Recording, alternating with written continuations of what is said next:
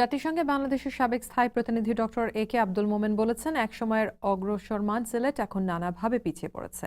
সরকারের নানা প্রচেষ্টার পর ও অবকাঠামো, স্বাস্থ্য, শিক্ষা সহ এসব খাতে প্রায় সকল সূচকে সিলেট এখন নিম্নমুখী। তিনি সিলেটের সার্বিক উন্নয়নে সরকারের পাশাপাশি প্রবাসী সিলেটবাসীদেরও এগিয়ে আসার আহ্বান জানান। গতকাল সিলেট সদর অ্যাসোসিয়েশন অব মিশিগানের উদ্যোগে পবিত্র মাহে রমজান উপলক্ষে প্রতি বছরের ন্যায় এক বিশেষ ইফতার ও দোয়া মাহফিলে প্রধান অতিথির বক্তব্যে তিনি কথা বলেন। বাংলাদেশ এভিনিউস্থ আলাদিনস রেস্টুরেন্টে ইফতার ও দোয়া মাহফিল অনুষ্ঠিত হয়। জনাব মোমেন তার বক্তব্যে সাম্প্রতিক সময়ে সিলেটের নানা উন্নয়ন কর্মকাণ্ডের বিস্তারিত তুলে ধরেন এবং আগামী দিনে সিলেটকে একটি দৃষ্টিনন্দন, আধুনিক ও ভবিষ্যতের জন্য বসবাসের উপযোগী শহর হিসেবে গড়ে তুলতে তার স্বপ্নের পরিকল্পনার কথা জানান। অনুষ্ঠানে বিশেষ অতিথি হিসেবে উপস্থিত ছিলেন ডেট্রয়েট পাবলিক স্কুলের অবসরপ্রাপ্ত শিক্ষক শাহ আব্দুল খালিশ মিনার, সদর অ্যাসোসিয়েশন মিশিগানের প্রতিষ্ঠাতা সভাপতি মোসাদ্দেক কুরেশি শামীম এবং সমাজসেবক হাজী শমজিদ আলম।